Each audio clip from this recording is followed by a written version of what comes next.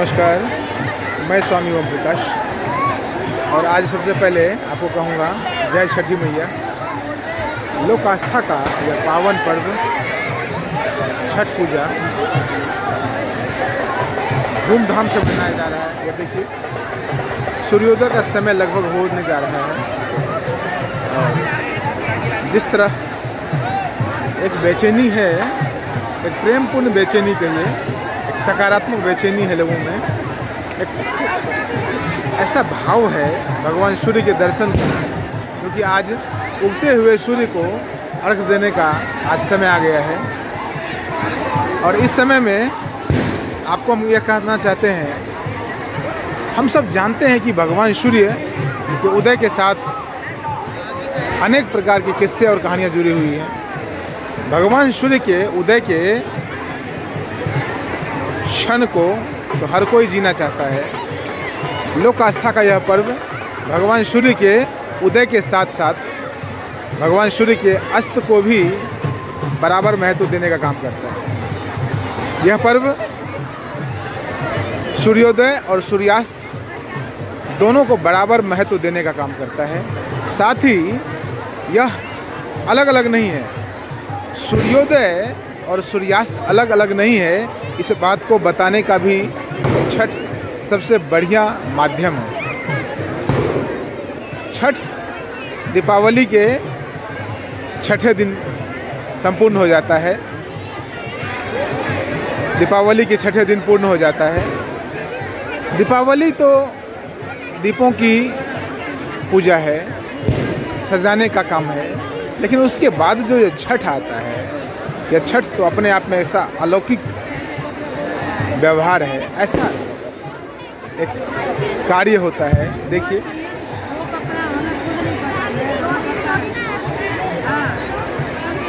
ऐसा लगता है प्रकृति पूजन का इससे बढ़िया माध्यम नहीं हो सकता। देखिए जल पूर्ण रूप से प्रकृति, वायु भगवान सूर्य, हवा, यह जो ईख गन्ना, यह जो प्रसाद आप देखिए, फल मिष्टान पूरी तरह से प्राकृतिक है। फल पूरी तरह से प्राकृतिक है। पूरी तरह से इस पर्व में प्रकृति को महत्व दिया जाता है। इसलिए कहा गया है कि छठ प्रकृति पूजा का सबसे विस्तृत उदाहरण है, सबसे व्यापक उदाहरण है। अक्सर सुनने में आता है कि छठ में हम सूर्योदय और सूर्यास्त दोनों को बराबर महत्व देते हैं।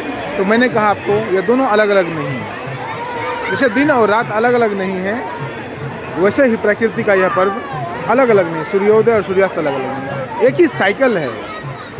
हमारे जीवन में सूर्योदय भी होता है और सूर्यास्त भी होता है। जीवन को एक दिन का तो काम नहीं होता। जीवन जब एक दिन का काम नहीं है तो उस जीवन में हम प्रकृति का साथ कितना ले पाते हैं, प्रकृति के साथ कितना जी पाते हैं, प्रकृति को कितना समझ पाते हैं, उसके लिए छठ सबसे सुंदर व्यवस्था देता है, सबसे सुंदर पर्व माना जाता है। यहाँ कोई पंडित नहीं है, कोई पुजारी नहीं है। प्रकृति का पर्व अपने आप में अलौकिक इस तरह भी हो जाता है कि यहाँ पर किसी की आवश्यकता नहीं है।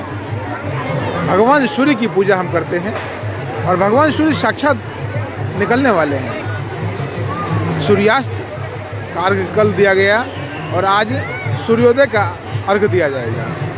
यहाँ भगवान सूर्य को बुलाने की कोई विशेष व्यवस्था नहीं होती। बाकी सभी पूजा पाठों में भगवान सूर्य के आवाहन की व्यवस्था की जाती है।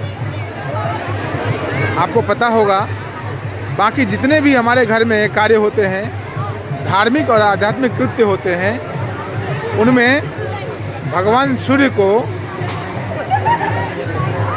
और बाकी सभी देवताओं को अलग से उनका आवाहन किया जाता है। लेकिन छठ में कोई विशेष प्रकार का आवाहन नहीं है। छठ में बस पूर्णतः प्रकृति को समावेशित करने का प्रयास किया गया है। सूर्य भगवान स्वयं निकलेंगे यहाँ कोई बीच में कोई माध्यम नहीं।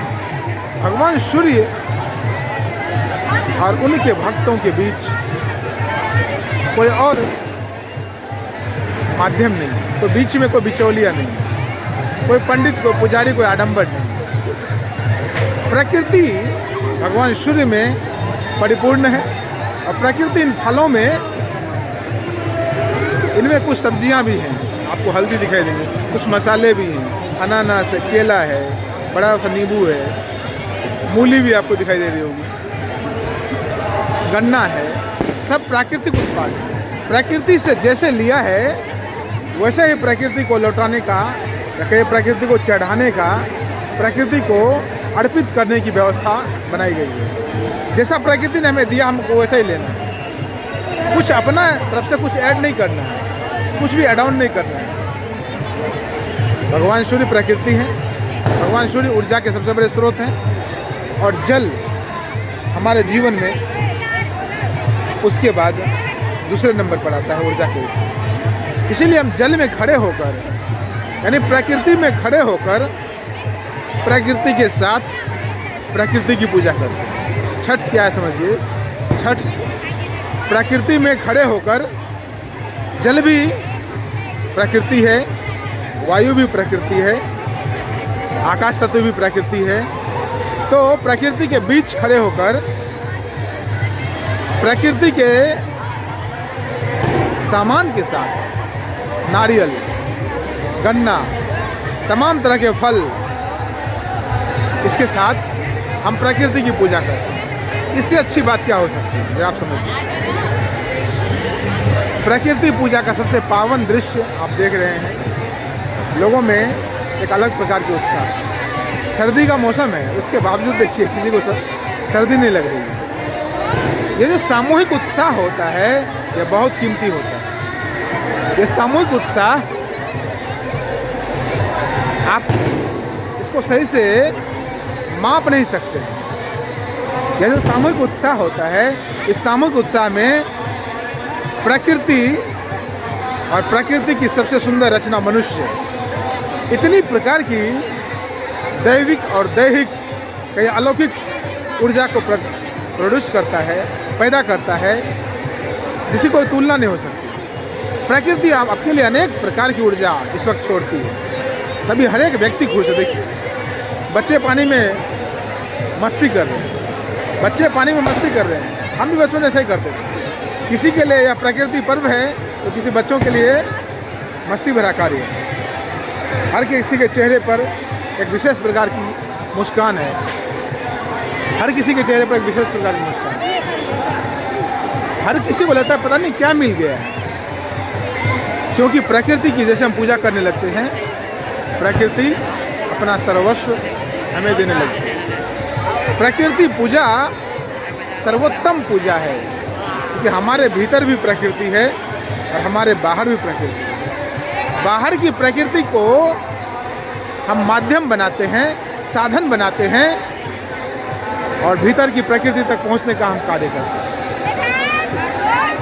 बाहर की प्रकृति से हम सहयोग लेते हैं ताकि भीतर की प्रकृति तक हम पहुंच सकें। बाहर की प्रकृति का हम उपयोग करते हैं, सदुपयोग करते हैं, और भीतर की प्रकृति को हम तृप्त करने का कार्य करते हैं, आनंदित करने का कार्य करते हैं। अद्भुत क्षण है छठ पूजा का, यह अद्भुत क्षण हमारे समक्ष व्यतीत हो रहा है। ऐसा लगता है ये क्षण यहाँ पर ठहर जाए तो और भी अच्छा है। बच्चे अर्घ दे रहे हैं, बच्चे दूध की थैली लेकर अर्घ दे रहे हैं। अब कुछ लोग कहेंगे कि दूध को पानी में बेकार करना कहाँ तक अच्छा है, या दूध किसी को, वैसे व्यक्ति को दिया जाए। नहीं, ये मूर्खता की बात है।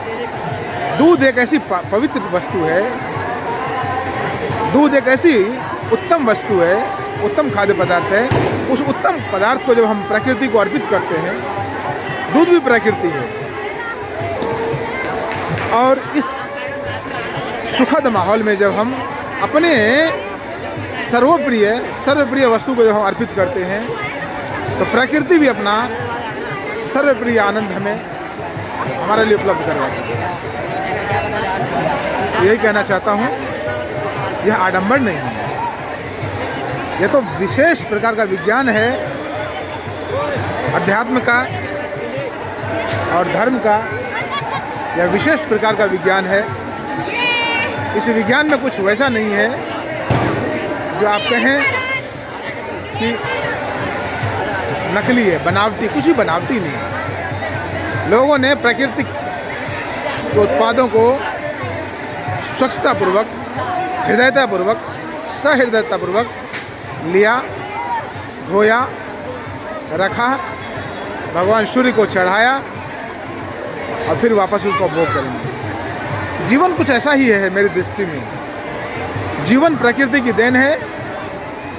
प्रकृति से हमने जीवन लिया, उसे धोकर, साफ करके, स्वच्छ करके उसका उपयोग करिए और फिर प्रकृति को लौटाने के लिए तैयार रहिए। यही जीवन की वास्तविकता है, यही जीवन की हकीकत है। मैं इस वीडियो में आपको ये बताना चाहता हूँ कि छठ का यह पर्व जितने उल्लास के साथ मनाया जाता है, जितने प्राकृतिकता के साथ मनाया जाता है, उतना ही अच्छा है। बिल्कुल भी कृत्रिमता का इसमें कोई समावेश ना हो तो यह पर्व और भी अच्छा हो जाए, और भी सुंदर हो जाए, जब इसमें प्राकृतिकता और कूट कर भर जाए। प्रकृति के साथ जीना सीखिए, प्रकृति के साथ एकाकार होना सीखिए। प्रकृति आपको अनेक प्रकार से आनंदित करने का प्रयास करेगी। प्रकृति आपको आनंद देने को तैयार ही है, बस आप प्रकृति के साथ एकजुट होना सीख लीजिए। बहुत बहुत धन्यवाद, बहुत बहुत धन्यवाद।